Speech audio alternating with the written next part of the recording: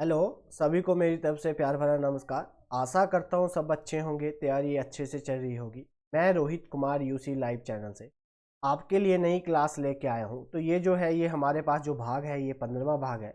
इससे पहले 14 भाग हम डिस्कस कर चुके हैं पॉलिटी के। और जो ये पॉलिटी के क्लासेस हम स्पेशल आपके लिए जो लेके आए हुए हैं, तो ये जो है ये आपको काफ़ी फ़ायदा पहुंचाने वाली है। आपके आने वाले जितने भी एग्ज़ाम है उसमें आपको ये काफ़ी फ़ायदा पहुंचाएगी। तो उम्मीद करूंगा कि आप हमारे साथ जुड़कर अपने जितने भी आने वाले एग्ज़ाम है उसकी तैयारी को कंटिन्यू रखेंगे। और यही भी मैं यही कहूँगा कि मेरे साथ साथ इन क्वेश्चनों को लगाएं, ताकि आपको एक आइडिया हो जाए कि आपकी तैयारी कैसी चल रही है और आपको कितनी और तैयारी करने की ज़रूरत है। तो आज जो हम यहाँ पे डिस्कस करेंगे वो क्या करेंगे, जो हमारे पास स्टेट का जो जुडिशरी होता है, हाई कोर्ट, और जो लोकल गवर्नमेंट होती है उसके बारे में, और जो हमारे पास म्यूनसिपल पार्टीज़ होती हैं और जो पंचायती राज होता है, वहाँ से क्या क्या क्वेश्चन बनते हैं उसके बारे में हम यहाँ पे डिस्कस करेंगे। उम्मीद करूँगा कि ये वीडियो को आप लाइक शेयर और चैनल को सब्सक्राइब करना नहीं भूलेंगे। और वहाँ पे जो बेल आइकन बटन है उसको प्रेस करेंगे, ताकि हमारे चैनल पे कोई भी नया अपडेट आता है वो तुरंत आप तक पहुँचे। तो आज का डिस्कशन हम स्टार्ट करते हैं। तो देखिए, पहला क्वेश्चन हमारे पास क्या कहा गया है निम्नलिखित में से किस उच्चतम न्यायालय में सर्वाधिक बेंच है। तो इसमें से हमारे पास कहा गया है कि सबसे ज़्यादा जो बेंच है वो किस हाई कोर्ट में है। तो इसका जो हमारे पास सही आंसर है वो क्या है, गुवाहाटी जो हमारे पास उच्चतम न्यायालय है उसमें सबसे ज़्यादा क्या है हमारे पास बेंचेस है। ठीक है, largest number of the benches कहाँ पे है, तो गुवाहाटी का जो उच्चतम न्यायालय है वहाँ पे है। ऑप्शन नंबर जो डी है that is the right answer. Next question देखते हैं। निम्नलिखित में से कौन सा राज्य उच्चतम न्यायालय के मुख्य अधिकार क्षेत्र क्षेत्र नहीं है। तो जो हमारे पास ऐसा कौन सा राज्य है जो उच्चतम न्यायालय के मुख्य क्षेत्र अधिकार में नहीं आता है, तो इसका जो सही आंसर है वो क्या है हमारे पास, जो सलाहकार जो एडवाइजरी ज्यूरिडिक्शंस होती है, जो सलाहकार क्षेत्र अधिकार होता है वो हमारे पास उच्चतम न्यायालय के क्षेत्र अधिकार में नहीं आता है। ऑप्शन नंबर ए जो है that is the right answer. Next question देखते हैं। कहा गया प्रथम उच्च और सर्वोच्चतम न्यायालय के न्यायाधीश जिन्होंने अ, स्वेच्छा से अपनी संपत्ति सार्वजनिक की, तो वे कौन से थे, जो हमारे पास ऐसे फर्स्ट हाई कोर्ट या सुप्रीम कोर्ट के जज जिन्होंने voluntary made the public his assets की, जो अपनी जो उनकी स्वेच्छा से अपनी जो उनकी संपत्ति थी उसको उन्होंने सार्वजनिक कर दिया, तो वो कौन थे, उनका क्या नाम था, उनका नाम क्या था, न्यायमूर्ति के कैनन। ठीक है जी, न्यायमूर्ति के कैनन जो थे उनके द्वारा अपनी संपत्ति को क्या किया गया था, स्वेच्छा से उन्होंने सार्वजनिक कर दिया था। ऑप्शन नंबर जो सी है that is the right answer. Next question देखते हैं। कहा गया भारत के उच्च न्यायालयों के संबंध में निम्नलिखित कथनों पर विचार कीजिए और हमें बताइए इसमें से कौन सी बात जो है वो बिल्कुल सही है। देश में 18 उच्चतम न्यायालय है, उसमें से 3 का एक से अधिक राज्यों पर अधिकार क्षेत्र है, बिल्कुल बात सही है। इसमें कहा गया है किसी केंद्र शासित प्रदेश का अपना उच्चतम न्यायालय नहीं है, ये बात गलत है। चौथी बात ये कही गई है उच्चतम न्यायालय के न्यायाधीश जो होते हैं उनकी जो 62 वर्ष की आयु तक अपना पद ग्रहण कर सकते हैं। अब इसको एज को बढ़ा दिया गया है, 62 जो रखी गई है हमारे पास, जो 62 जो ईयर एज थी, ठीक है जी, वो उच्चतम न्यायालय के न्यायाधीशों की थी। इसको बढ़ा दिया गया है, इसको 65 कर दिया गया है। और जो हमारे पास उच्चतम न्यायालय हैं अब हमारे पास टोटल कितने हो गए हैं, तो 24 उच्चतम न्यायालय हो गए हैं। उम्मीद करूंगा कि आप इस वीडियो को लाइक और चैनल को सब्सक्राइब करना नहीं भूलेंगे। तो इसमें से जो हमारे पास बातें सही हुई वो फर्स्ट सेकंड और फोर्थ जो है वो सारी बातें क्या है सही है। तो ऑप्शन नंबर ए जो है that is the right answer. Next question देखते हैं। किसी राज्य के उच्च न्यायालय के न्यायाधीशों के वेतन और भत्ते निम्नलिखित में से किस निधि पर प्रभावित किए जाते हैं। तो जो हमारे पास कहा गया कि जो हमारे पास न्यायाधीश होते हैं और उनकी जो सैलरीज होती है और जो अलाउंसेस होते हैं वो उनको कहाँ से दिए जाते हैं, कहाँ के स्टेट के किस वहाँ से आते हैं, तो कहाँ से उनको सैलरी दी जाती है। तो इसका सही आंसर क्या है हमारे पास, जो स्टेट का जो कॉन्सोलिडेटेड फंड होता है, जो राज्य के सचित निधि होती है, उसमें से उनकी जो सैलरीज है और जो अलाउंसेज है वो वहाँ से दिए जाते हैं। ऑप्शन नंबर जो बी है that is the right answer. Next question देखते हैं। निम्नलिखित उच्चतम न्यायालय में से किस एक का अंडमान निकोबार द्वीप समूह का प्रादेशिक अधिकार क्षेत्र है।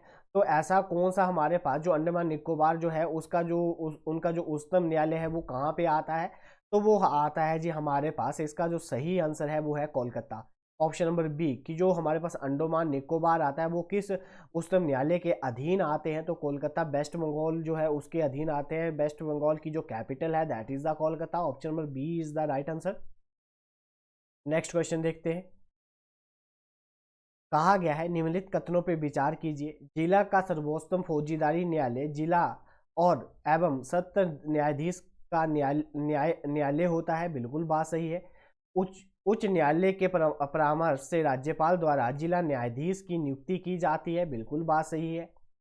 तीसरी, कहा गया है जिला न्यायाधीश के रूप में नियुक्ति के लिए पात्र होने के लिए एक व्यक्ति एक वकील या 7 साल या उसे अधिक का वकील या संघ राज्य के न्यायिक सेवा में एक अधिकारी होना चाहिए, ये भी बात बिल्कुल सही है। तीसरी बात भी बिल्कुल सही है। कहा गया जब सत्र न्यायाधीश मौत की सजा सुनाता है तो उसे अमल में लाने के लिए उच्चतम न्यायालय द्वारा उसकी पुष्टि की जानी चाहिए, बिल्कुल बात सही है।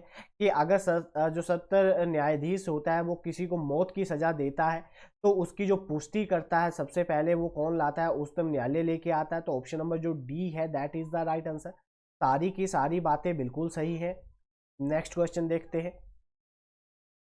कहा गया निम्नलिखित कथनों पे विचार कीजिए और हमें बताइए कि कौन सी बात बिल्कुल सही है। भारत में 21 उच्चतम न्यायालय है, नहीं जी, भारत में अभी जो ये पुराने क्वेश्चन है तो भारत में 24 जो है वो हाई कोर्ट हो चुके हैं। पंजाब, हरियाणा और केंद्र शासित प्रदेश चंडीगढ़ एक ही उच्चतम न्यायालय है, बिल्कुल बात सही है। राष्ट्रीय राजधानी क्षेत्र दिल्ली का अपना उच्चतम न्यायालय है, ये बात भी बिल्कुल सही है। तो तीनों की तीनों बातें बिल्कुल सही है। तो ऑप्शन नंबर जो डी है that is the right answer. उम्मीद करूंगा कि आप वीडियो को लाइक, चैनल को सब्सक्राइब करना नहीं भूलेंगे। नेक्स्ट क्वेश्चन देखते हैं। कहा गया है कि भारत में प्रत्येक राज्य में अपने क्षेत्र में एक उच्चतम न्यायालय है, ये बात गलत है। भारत का संविधान प्रत्येक राज्य में एक उच्चतम न्यायालय प्रदान करता है। क्या ये दोनों की दोनों बातें सही हैं? नहीं, दोनों की दोनों बातें जो है वो हमारे पास गलत है। जो हमारे पास कहा गया है भारत का संविधान प्रत्येक राज्य के एक उच्च न्यायालय को प्रदान करता है, नहीं जी। तो हमारे पास ये ए भी, इसमें ए बात भी गलत है। तो इसका जो सही आंसर हुआ that is the D. Option number जो डी है that is the right answer. Next question देखते हैं।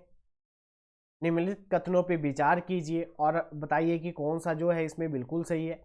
भारत में उच्चतम न्यायालय के न्यायाधीश को हटाने का तरीका वही है जो उच्चतम न्यायालय के न्यायाधीश को हटाने का है, बिल्कुल बात सही है।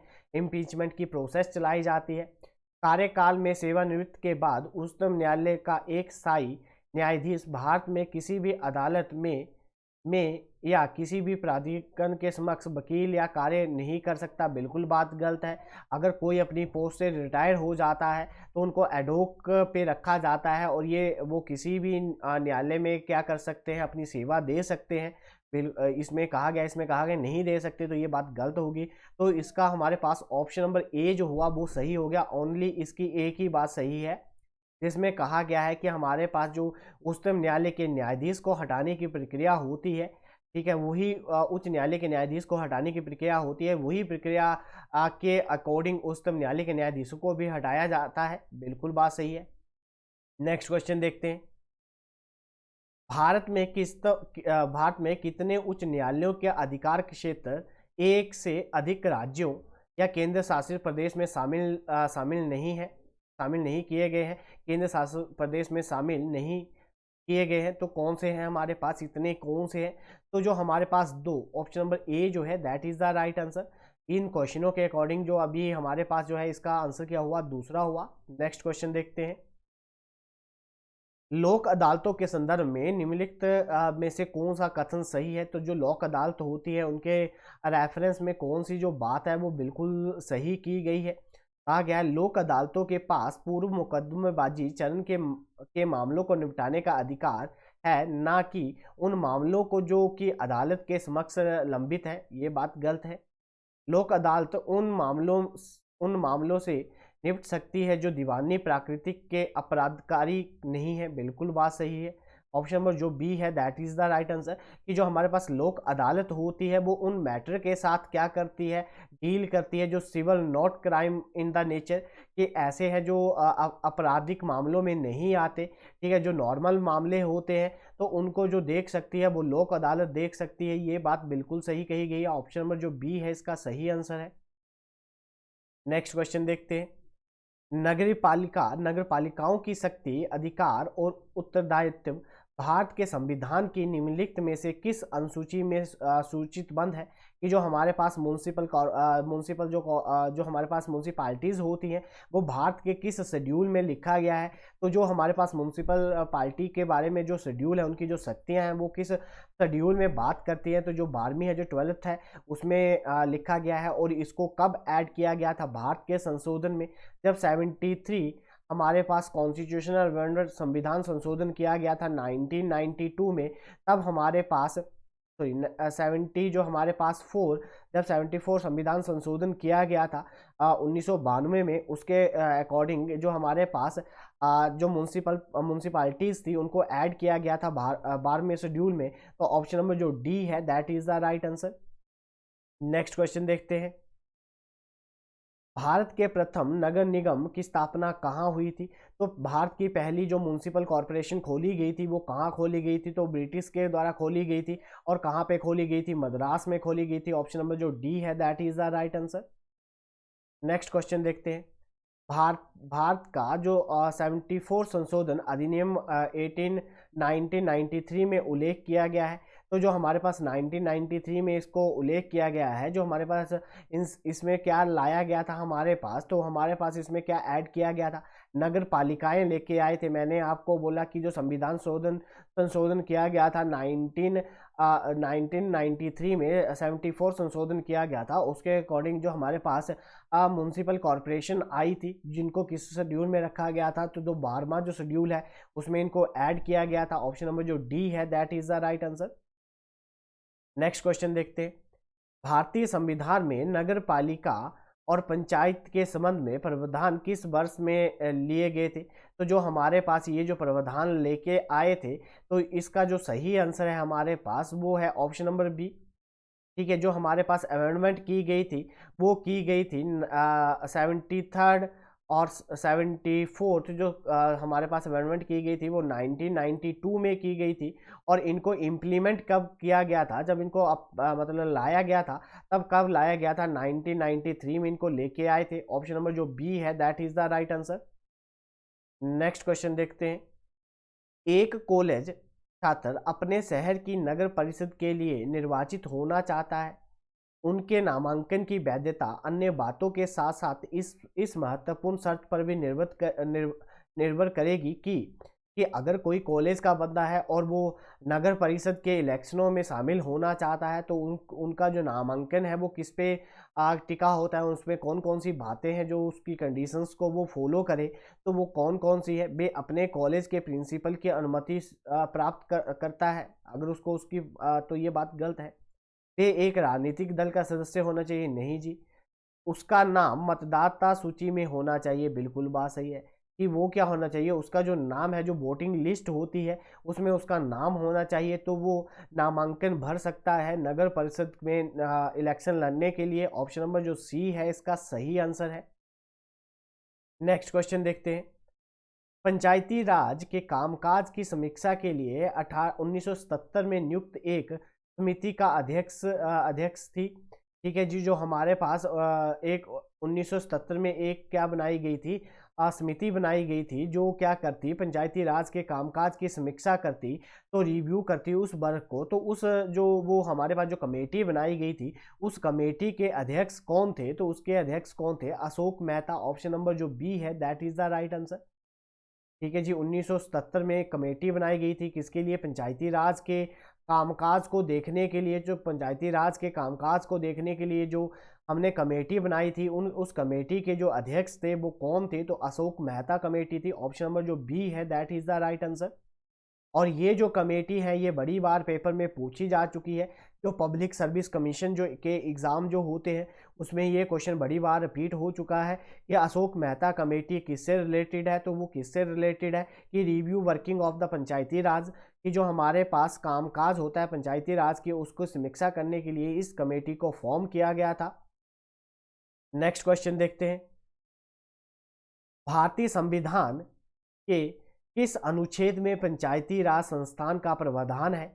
जो हमारे पास पंचायती राज की बात की गई है तो किसमें की गई है, जो आर्टिकल हमारे पास अनुच्छेद 40 है उसमें पंचायती राज के बारे में बात की गई है। और ये भी बड़ी बार पेपर में क्वेश्चन आ चुका है, तो ये बहुत ही इंपॉर्टेंट है कि पंचायती राज के बारे में कहाँ पे बात की गई है। तो पंचायती राज के बारे में आर्टिकल 40 में इसकी बात की गई है। ऑप्शन नंबर जो सी है that is the right answer.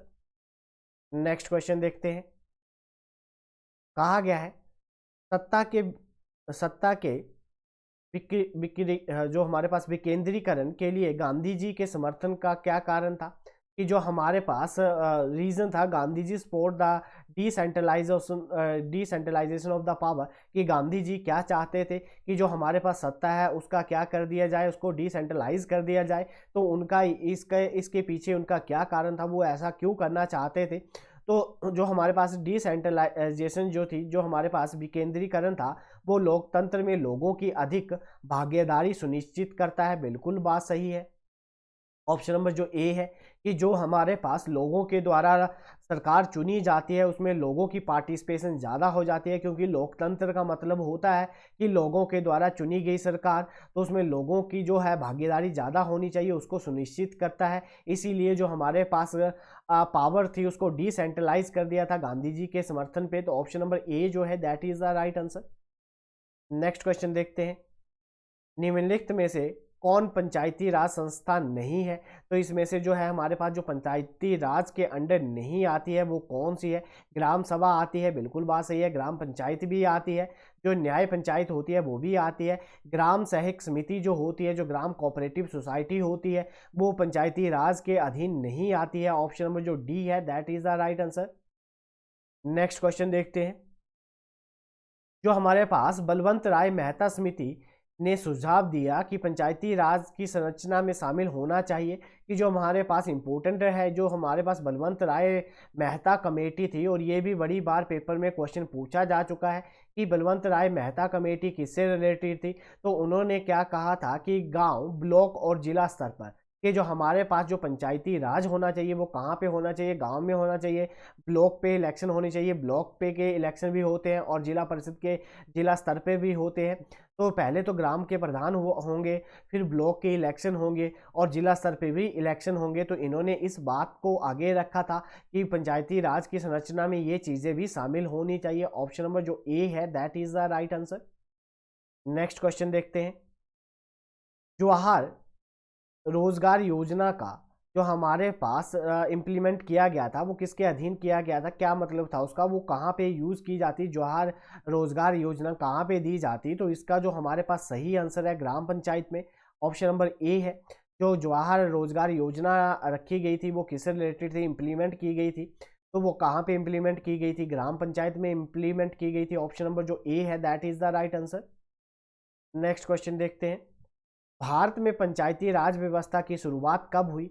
तो भारत में पंचायती राज की जो व्यवस्था है वो सबसे पहले मतलब कब किस ईयर में स्टार्ट की गई थी। तो 1959 में पंचायती राज को लेके आए थे। ऑप्शन नंबर जो सी है that is the right answer. कि भारत में पंचायती राज कब आया, तो कब आया, 1953 में आया। ऑप्शन नंबर जो सी है that is the right answer. Next question देखते हैं, निम्नलिखित में से कौन ग्राम पंचायत की आय का स्रोत होता है।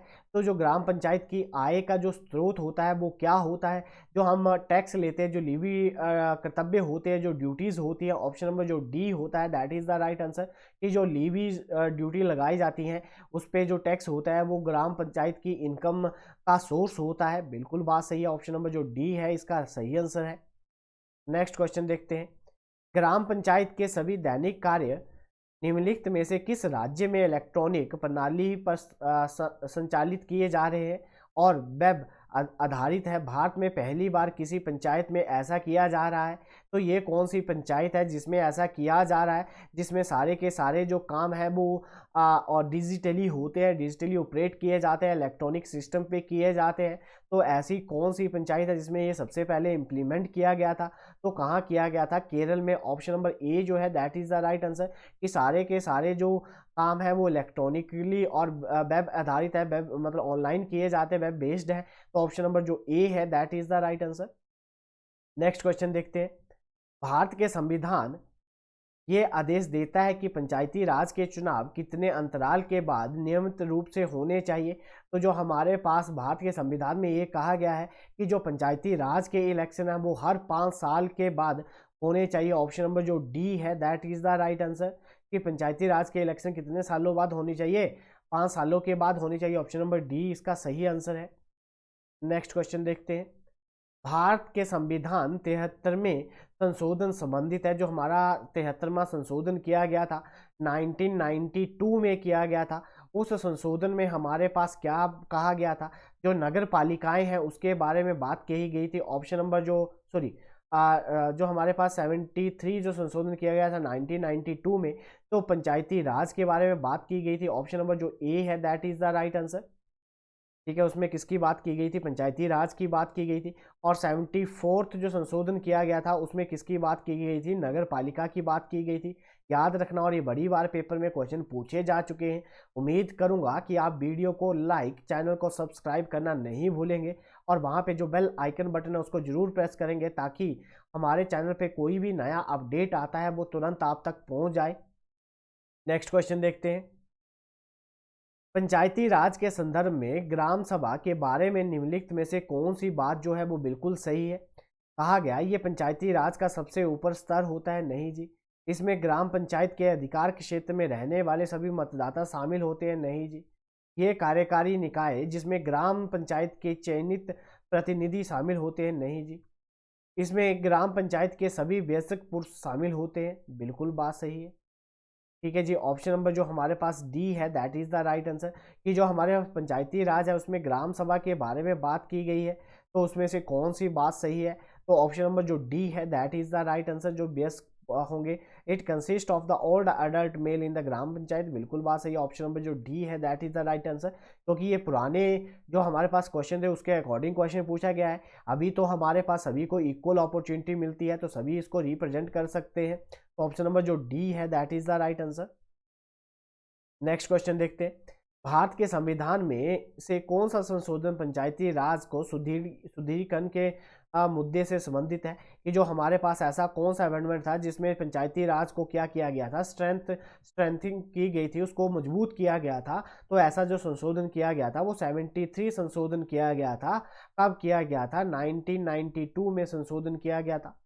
जो हमारे पास 42 संशोधन किया गया था वो 1976 में किया गया था, जिसको मिनी कॉन्स्टिट्यूशन के नाम से भी जाना जाता है, जिसमें हमारे संविधान में प्रेम्बल्स में 3 शब्दों को जोड़ा गया था। जो हमारे पास सेकुलर है, ठीक है, जो हमारे पास सेकुलर हो गया, ठीक है, सेकुलर था हमारे पास, एक शब्द सेकुलर जोड़ा गया था। एक जो है हमारे पास दूसरा जो है हमारे पास इंटीग्रिटी जोड़ा गया था। तो ये जो शब्द है वो इसमें जोड़े गए थे। जो हमारे पास 1976 संशोधन किया गया था, ठीक है। और जो हमारे पास 74 संशोधन हुआ था वो कब हुआ था? तो जो हमारे पास 1978 में हुआ था। और 86 संशोधन कब हुआ था? 2002 में हुआ था, जिसमें हमारे पास राइट टू एजुकेशन लाया गया था। ठीक है, राइट टू एजुकेशन कब लेके आए थे? 86वें संशोधन 2002 में लेके आए थे। इंपॉर्टेंट, और ये भी पेपर में बड़ी बार पूछा गया है। उम्मीद करूंगा कि आपको ये वीडियो आने वाले एग्जामों में काफ़ी फायदा पहुंचाए। नेक्स्ट क्वेश्चन देखते हैं। निम्नलिखित में से किस राज्य में 73वें संविधान संशोधन अधिनियम के पारित होने के तुरंत बाद पंचायती राज जो हमारे पास संस्थाओं की शुरुआत की गई थी?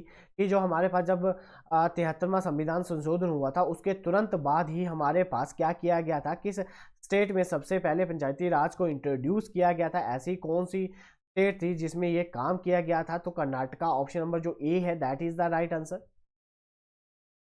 नेक्स्ट क्वेश्चन देखते हैं। अशोक मेहता समिति ने अधिक बल दिया, तो अशोक मेहता जो समिति थी, ये भी इंपॉर्टेंट है, अशोक मेहता जो कमेटी थी उन्होंने सबसे ज़्यादा जो फोकस किया था वो किस पे किया था, उनके द्वारा सबसे ज़्यादा जो फोकस किया गया था जो मंडल पंचायत थी, ऑप्शन नंबर जो बी है that is the right answer, कि उनके द्वारा किस पे फोकस किया गया था, मंडल पंचायत पे फोकस किया गया था। नेक्स्ट क्वेश्चन देखते हैं, निम्नलिखित में से कौन पंचायती राज पर अशोक मेहता समिति की सिफारिश नहीं है। तो जो अशोक मेहता समिति ने जो सिफारिश दी थी उसमें से इसमें से कौन सी वो जो सिफारिश है वो इंक्लूड नहीं है। पंचायती राज मामलों में राजनीतिक दलों की खुली भागीदारी, बिल्कुल बात सही है। त्रिस्तरीय प्रणाली का निर्माण, ये बात उन्होंने नहीं कही थी। तो इस क्वेश्चन का जो सही आंसर है वह है ऑप्शन नंबर बी, कि अशोक मेहता जो समिति है उनके द्वारा थ्री ट्रायल सिस्टम के बारे में बात नहीं की गई थी। ऑप्शन नंबर जो बी है that is the right answer. अनुसूचित जातियों अनुसूचित जनजातियों के लिए सीटों का आरक्षण, बिल्कुल बात सही है। पंचायती राज संस्थानों का कार्यधान की जो अनिवार्य शक्तियां, बिल्कुल बात सही है। तो ये जो थ्री टाइल जो सिस्टम है, जो थ्री टाइल गवर्नमेंट के बारे में, स्तरीय प्रणाली के बारे में इन्होंने बात नहीं करी थी। ऑप्शन नंबर जो बी है that is the right answer. Next question देखते हैं, भारत में पंचायती राज संस्था की शक्तियों के लिए कौन पात्र नहीं होता। तो जो भारत की पंचायती राज है उसमें शक्तियों के लिए कौन पात्र नहीं होता है, किसके किसके ऊपर ये जो है वो नहीं कर सकता। भूमि सुधारों में जो इम्प्लीमेंटेशन करना, ठीक है, न्याय समीक्षा, गरीबी उन्मूलन जो कार्यक्रमों का जो हमारे पास इम्प्लीमेंट करना, तो ये इसमें से कोई भी जो है वो पंचायती जो है वो पर्याप्त नहीं है। ठीक है, इसमें पंचायती राज के पास, पंचायती संस्थाओं के पास ये पावर नहीं होती कि ये तीनों की तीनों बातें वो इम्प्लीमेंट कर सके। तो इसमें से कोई भी नहीं। ऑप्शन नंबर जो डी है that is the right answer. Next question देखते हैं, भारत में पंचायती राज प्रतिनिधित्व करता है। तो भारत में जो पंचायती राज है वो किसका प्रतिनिधित्व करता है। तो इसका जो सही आंसर है, शक्तियों का विकेंद्रीकरण, बिल्कुल बात सही है। डिसेंट्रलाइज ऑफ द पावर, लोगों की भागीदारी, बिल्कुल बात सही है। जो हमारे पास कम्युनिटी डेवलपमेंट, जो समुदायिक विकास होता है, वो भी बिल्कुल बात सही है। तो सारी की सारी बातें जो है वो पंचायती राज को क्या करती है, प्रतिनिधित्व करती है। ऑप्शन नंबर जो डी है that is the right answer. Next question देखते हैं, संविधान के किस संशोधन में पंचायती राज संस्थानों को संवैधानिक दर्जा प्रदान किया गया था। तो उसको किस में संवैधानिक जो दर्जा है वो प्रदान किया गया था। तो मैंने आपको बताया कि जब हमारे पास 73 संविधान संशोधन किया गया था। ऑप्शन नंबर जो बी है that is the right answer. Next question देखते हैं, भारत में पंचायती राज व्यवस्था रखी गई थी। तो भारत में पंचायती राज जो व्यवस्था है वो कहाँ पे रखी गई है। तो हमारे पास ये रखी गई है directive principle of the state policy, जो हमारे पास राज्य के निर्देशक और सिद्धांत है, राज्य के जो नीति निर्देशक है उसके अंदर रखी गई है। ये जो हमारे पास directive principle of the state policy है, ये किस पार्ट में आते हैं। तो जी हमारे पास ये पार्ट 4 में आते हैं। और किस अनुच्छेद से लेकर किस अनुच्छेद तक रहते हैं, ये किस भाग में आते हैं। तो 4 में आते हैं। और किस अनुच्छेद से लेकर किस अनुच्छेद के बीच में रहते हैं। तो 36 से लेकर 51 तक ये जो आते हैं आर्टिकल, इन आर्टिकल के अधीन आते हैं। जिसमें हमारे पास जो पंचायती राज के बारे में बात करता है वो आर्टिकल 40 बात करता है। ठीक है जी, जो हमारे पास मौलिक अधिकार आते हैं ये हमारे पास पार्ट 3 में आते हैं। ठीक है, जो हमारे फंडामेंटल राइट्स है वो पार्ट 3 में आते हैं। पार्ट 3 में किससे किससे 12 से लेकर हमारे पास 12 से लेकर ये जो है हमारे पास 35 तक जो आते हैं। जो हमारे पास मौलिक कर्तव्य हैं ये पार्ट 4A में आते हैं। कहाँ पे आते हैं जी, पार्ट 4A में आते हैं। और ये हमारे पास आर्टिकल किस में बात करता है। तो अनुच्छेद 51A जो है जो इसके बारे में बात करता है। ठीक है, जो हमारे पास चुनाव आयोग है, जो इलेक्शन कमीशन आता है, तो जो हमारे पास जो इलेक्शन कमीशन आता है ये 300 जो अनुच्छेद है, आर्टिकल 324 जो है वो इसके बारे में बात करता है, इलेक्शन कमीशन के बारे में बात करता है। तो उम्मीद करूंगा कि आपकी इनके साथ साथ जो पुरानी जो क्वेश्चन करवाए हैं उसकी भी रिवीजन हो रही है। तो आप वीडियो को टकटकी लगा के देखेंगे ताकि आपके आने वाले एग्ज़ाम में ये आपको काफ़ी फ़ायदा पहुंचाए। नेक्स्ट क्वेश्चन देखते हैं, पंचायती राज की त्रिस्तरीय प्रणाली में शामिल है। तो पंचायती राज की जो त्रिस्तरीय प्रणाली है उसमें क्या क्या शामिल है। तो ग्राम पंचायत, ग्राम समिति, ग्राम ब्लॉक समिति, ग्राम पंचायत ब्लॉक, ग्राम समिति, जिला परिषद, अब ब्लॉक समिति, जिला परिषद और पंचायत समिति, ग्राम पंचायत, जो हमारे पास समिति, पंचायत समिति और जिला परिषद जो है, ये सारे के सारे जो है इसमें त्रिप्रणाली में आती है। ऑप्शन नंबर जो डी है that is the right answer. कि ग्राम पंचायत आएगा, पंचायत समिति आएगी और जो हमारे पास जिला परिषद आएगा वो इसके अधीन आएगा। ऑप्शन नंबर जो डी है that is the right answer. Next question देखते हैं। जिस समिति की सिफारिश पर भारत में पंचायती राज की स्थापना हुई उसके अध्यक्ष कौन थे? जिनकी सिफारिश पे भारत में पंचायती राज की शुरुआत की गई थी, तो उसके जो हमारे पास उस कमेटी के जो चेयरमैन प्रेसिडेंट थे वो बलवंत राय मेहता थे। ऑप्शन नंबर जो ए है that is the right answer. और ये जो भारत में पंचायती राज की शुरुआत कब की गई थी? तो 1959 में की गई थी। कब की गई थी जी? 1959 में पंचायती राज की शुरुआत की गई थी। ऑप्शन नंबर ए जो है that is the right answer. Next question देखते हैं। पंचायती राज व्यवस्था भारत में सबसे पहले राजस्थान के राज्य में शुरू की गई थी और ठीक है जी, सबसे पहले जो पंचायती राज व्यवस्था है वो कहाँ पे स्टार्ट की गई थी? तो राजस्थान में शुरू की गई थी। और उसके साथ साथ और कौन सा राज्य था जिसमें इसकी शुरुआत की गई थी? तो आंध्र प्रदेश में इसकी शुरुआत की गई थी। ऑप्शन नंबर जो ए है that is the right answer.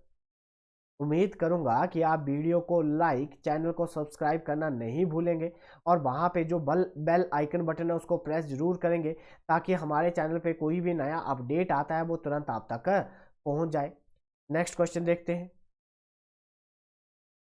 पंचायती चुनाव कराने का निर्णय निम्नलिखित में से किसके द्वारा लिया जाता है? तो जो पंचायती चुनाव करवाने का जो निर्णय है वो किसके द्वारा लिया जाता है? तो जो चुनाव आयोग होता है उनके द्वारा करवाया जाता है। ऑप्शन नंबर जो डी है that is the right answer.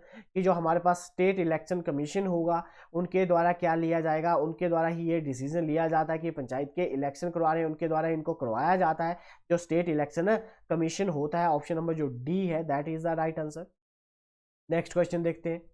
Block स्तर पर एक पंचायत समिति है, ठीक है, ब्लॉक स्तर पर एक पंचायत समिति जो होती है, जो पंचायत समिति एट द ब्लॉक लेवल, वो क्या होती है, उसका क्या काम होता है? तो उसका क्या काम होता है? एक सलाहकार निकाय होता है, बॉडी होती है? नहीं जी।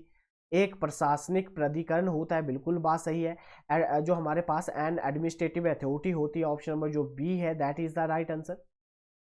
ऑप्शन नंबर बी क्या है इसका सही आंसर है। उम्मीद करूंगा कि आप वीडियो को लाइक, चैनल को सब्सक्राइब जरूर करेंगे। नेक्स्ट क्वेश्चन देखते हैं। कहा गया है निम्नलिखित में से कौन सीधे लोगों द्वारा चुने जाते हैं? नीचे दिए गए कूटों में सही उत्तर बताइए कि ऐसे कौन से हैं जो डायरेक्ट लोगों के द्वारा चुने जाते हैं। तो हमारे पास प्रधान को कौन चुनता है जी? लोगों के द्वारा। ब्लॉक समिति के जो प्रमुख होते हैं उनको किसके द्वारा जो है वो हम चुना जाता है? तो उनको लोगों के द्वारा नहीं चुना जाता। जिला पंचायत अध्यक्ष जो होते हैं, बिल्कुल बात सही है। जो हमारे पास ये जिला पंचायत अध्यक्षों को भी नहीं चुना जाता। जो हमारे पास एक सरपंच होता है, बिल्कुल बात सही है। जो पंच होते हैं वो सभी ये किसके द्वारा चुने जाते हैं? गांव में लोगों के द्वारा सीधे चुने जाते हैं। तो हमारे पास पहला, चौथा और पांचवा है, तो ऑप्शन नंबर जो सी है that is the right answer. Next question देखते हैं। पंचायती राज का मुख्य उद्देश्य क्या होता है? पंचायती राज का मुख्य उद्देश्य क्या है? तो इसमें जो हमारे पास इनका जो मुख्य उद्देश्य है वो क्या है? रोजगार पैदा करने के लिए नहीं जी। कृषि उत्पाद बढ़ाने के लिए नहीं जी। लोगों को राजनीतिक रूप से जागरूक करने के लिए नहीं जी।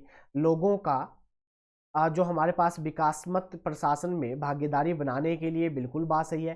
कि लोगों को participation is development of the administration, की उनको पंचायत में इसलिए इलेक्शन करवाए जाते हैं क्योंकि लोगों का पार्टिसिपेशन हो, उनकी भागीदारी हो और उनको पता चले कि कैसे किसी चीज़ को कैसे संभाला जाता है। तो ऑप्शन नंबर जो डी है इसका सही आंसर है।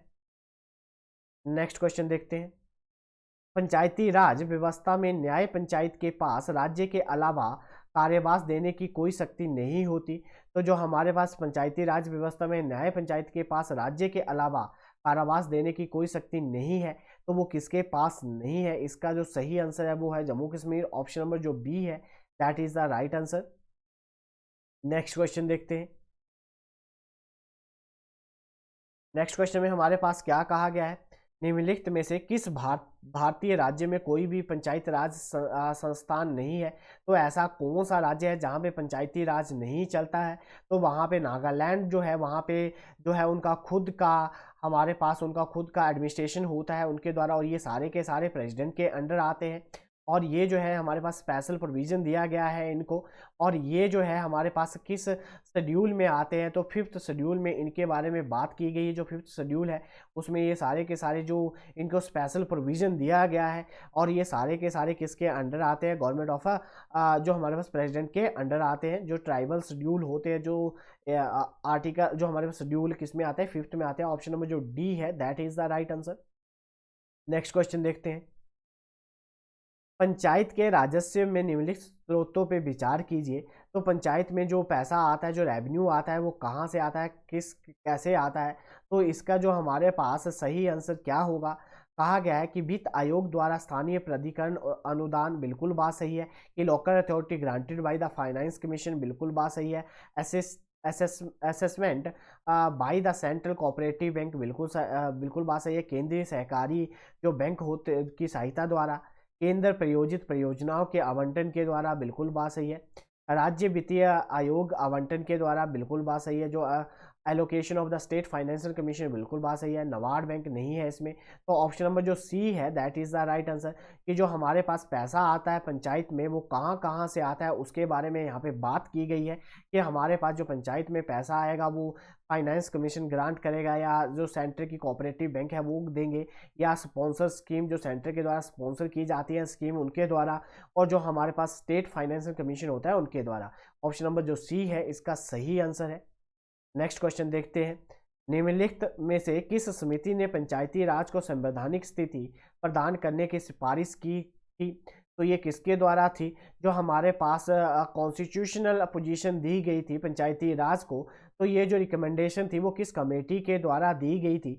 तो ये जो हमारे पास एल एम सिंघवी कमेटी जो थी, जो LM सिंघवी कमेटी थी उनके द्वारा किया गया था। ऑप्शन नंबर जो डी है इसका सही आंसर है। उम्मीद करूंगा कि आप वीडियो को लाइक, चैनल को सब्सक्राइब करना नहीं भूलेंगे। तो ये कमेटी भी हमारे PCS के एग्ज़ाम में पूछी जा चुकी है, और पब्लिक सर्विस कमीशन जो होता है उसमें एक कमेटी जरूर आती है। तो आपको पता होना चाहिए कि कौन सी कमेटी किसके साथ रिलेटेड है। नेक्स्ट क्वेश्चन देखते हैं। संविधान के 73वें संशोधन द्वारा पंचायत को सौंपे जाने वाले कार्यों का उल्लेख कीजिए। तो जो हमारे पास किस शेड्यूल में इनको रखा गया है। तो जो हमारे पास इसका जो 11वां शेड्यूल है, ठीक है जी, जो 11th शेड्यूल है जिसमें पंचायती राज के बारे में बात किया गया है, जो हमारे पास 1992 में इसको ऐड किया गया था। जो हमारे पास 73वां संशोधन हुआ था, और इसको किस शेड्यूल में रखा गया है, तो 11वें शेड्यूल में रखा गया है। जो हमारे पास 12वां शेड्यूल है उसमें हमारे पास म्यूनसिपल जो पार्टीज है उसके बारे में बात की गई है। सॉरी, जो 10वां है यहाँ पे हमारे पास एंटी डिफ्लेक्शन जो हमारे पास लॉ आता है। कि जो हमारे पास दल बदल जो कानून है वो 10वीं सूची में आता है, जिसको ऐड किया गया था। जो हमारे पास 52 संशोधन किया गया था 1985 में। जो दल बदल जो कानून लेके आए थे वो 1952 में लेके आए थे, सॉरी 52 अमेंडमेंट में किया गया था, और 1985 में उसको लेके आए थे, और उसको 10वें शेड्यूल में रखा गया है। और पंचायती राज को 1992 में लेके आए थे, और जो 12वें शेड्यूल में म्यूनसिपल कॉर्पोरेशन को रखा गया, जो 74th संविधान जो संशोधन किया गया था उसके अकॉर्डिंग लेके आए थे। तो ये जो मैंने आपको एक्स्ट्रा नॉलेज दे दिया है, तो इसको राइट डाउन कर लीजिए। तो ऑप्शन नंबर जो बी है that is the right answer. उम्मीद करूंगा कि आप वीडियो को लाइक, चैनल को सब्सक्राइब करना नहीं भूलेंगे। नेक्स्ट क्वेश्चन देखते हैं। भारतीय संविधान में किस वर्ष में पंचायत और नगर पालिका के संबंध में प्रावधान किए गए थे। तो जो हमारे पास ये जो लेके आए थे 1993 में लेके आए थे। इम्प्लीमेंट कब हुआ था, 1993 में हुआ था। और संविधान में जो संशोधन किया गया था वो 1992 में किया गया था। ऑप्शन नंबर जो इस क्वेश्चन का जो सही आंसर है वो है ऑप्शन नंबर बी। ठीक है जी। तो उम्मीद करूंगा कि आपको ये वीडियो काफ़ी फ़ायदा पहुंचाएगी। तो आज की वीडियो हम यहीं पे ऑफ करते हैं। धन्यवाद।